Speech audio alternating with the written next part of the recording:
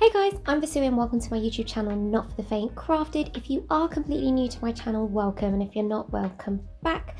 So today I'm really excited to share with you another one of my Poundland DIY videos. So if you do watch and you are a regular watcher of my videos, then you will know that I am a huge Poundland fan. So I love doing Poundland DIYs. So today's DIY is called the Poundland Kitchen DIY. And even though I called it a kitchen DIY, it's not necessarily because all the items are made for the kitchen.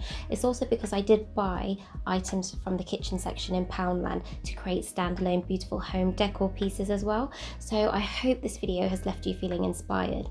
But yeah, if you do like this video, please do share the love by giving it a big thumbs up and let me know in the comment section below which one was your favourite DIY. And if you're not a subscriber already, then don't forget to click that subscribe button too, as well as that notification bell, so that basically whenever I post a new video, you should be able to get that update in your newsfeed. But yeah, that's it from me. I'm going to head straight to the DIYs and I'll see you at the very end.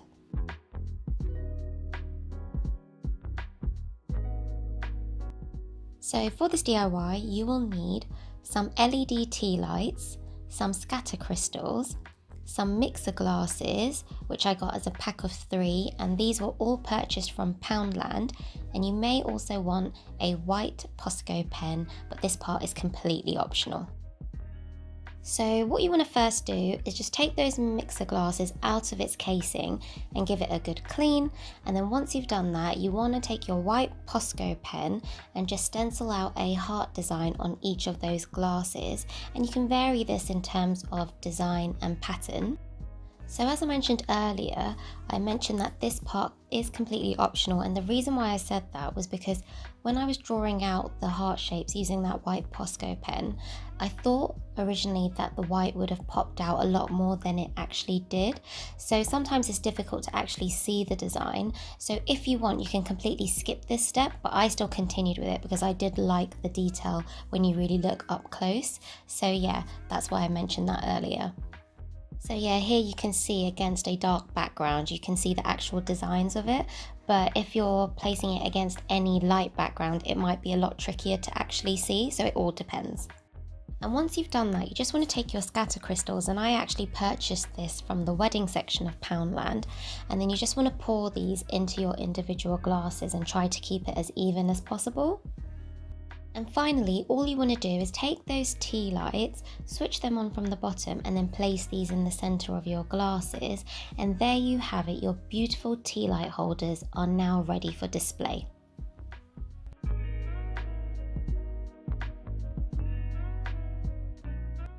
So right, onto the next quick DIY, you will need a glass water bottle, which I purchased from Poundland, and you'll also need a stainless steel pourer, which you can buy a pack of these for around 5 to 10 quid on Amazon or eBay, but I'll leave the link of where I purchased these below. And you will also need a white Posco pen. So firstly, what you want to do is just remove that cap from that bottle, and this is really easy to do. And then once you've done that, you just want to take that white Posco pen and then start writing out what you want to actually use that bottle for. So I'm creating a olive oil dispenser, so I started writing out olive oil, but feel free to use whatever you want. You can use this as a wine dispenser, vinegar dispenser, you name it. Feel free to be as creative.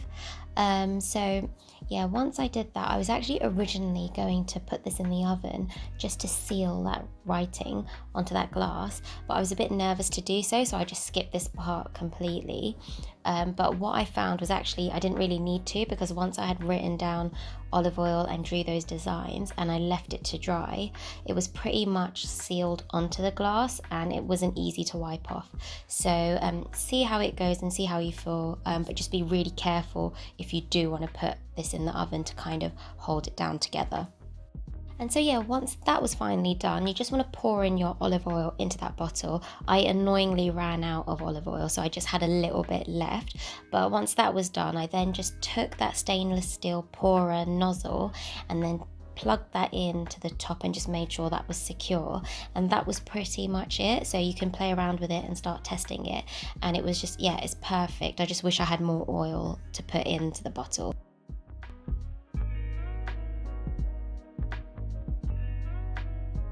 So yeah, for this DIY, all you will need are two things, and that is the glass jar, which I purchased from Poundland, and a white Posco pen. So I'm actually going to use this jar to store red lentils. So what I did using that white Posco pen is just write this out and then just made it look pretty, drawing a few designs, and then I just left this to dry. So yeah, similar to the previous DIY, I was quite nervous by putting this glass jar in the oven just so it holds in the writing that I used using that Posco pen in place. So I just left this part out, and what I did was I just kind of naturally left this to dry, and similarly to the previous DIY, as I mentioned earlier, it was quite difficult to kind of wipe off, so I didn't think you needed to actually put it in the oven in the end. But yeah, once that was done, I then just poured the red lentils into this jar, and then it ended up looking something like this.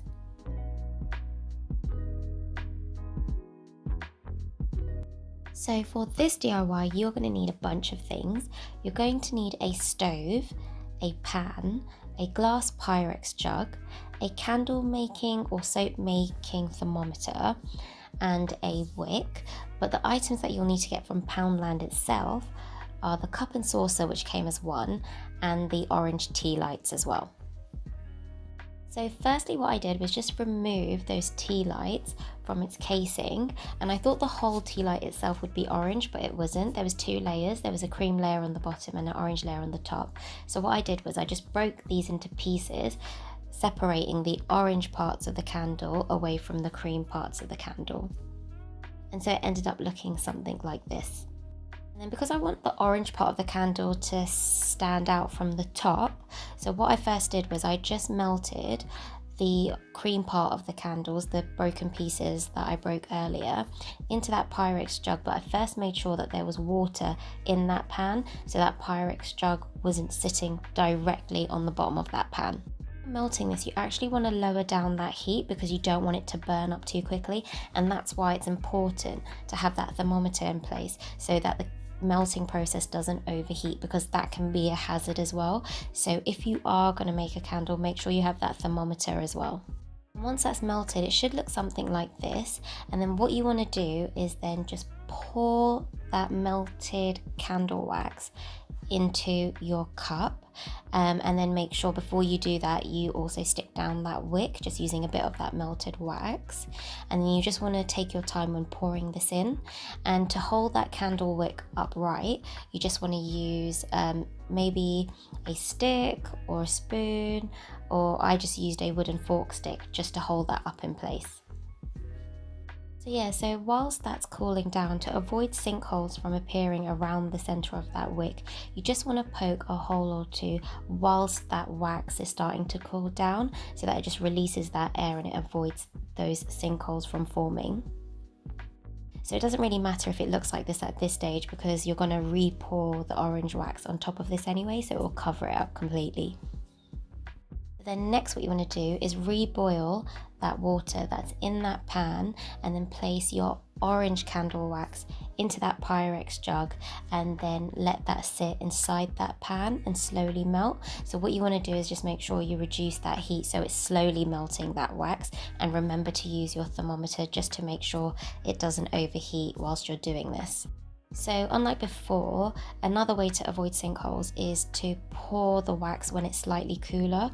So what I did was I poured this around 33 degrees Celsius into that glass, and making sure that I did it around those little holes that I poked so that they were all covered up, and then till it reached to the top, and then it should look something like this when it's starting to cool down. All you need to do finally is just cut off the top of the candle using some scissors, and then there you have it. Your beautiful candle cup and saucer is ready. Hey guys, so I hope you liked all 4 DIYs. If you did, please do share the love by giving this video a big thumbs up, and let me know what you think in the comment section below. And also, if you were a fan of today's video, I have created other Poundland videos which I've saved in a playlist, and I'll save the link below as well so that you can watch them all back to back if you want to. And if you do try to recreate any of these DIYs that I've shown you today, it'll be amazing to see what you guys have made. So if you do post it on Instagram or Facebook, don't forget to hashtag not for the Faint crafted and I should be able to find you.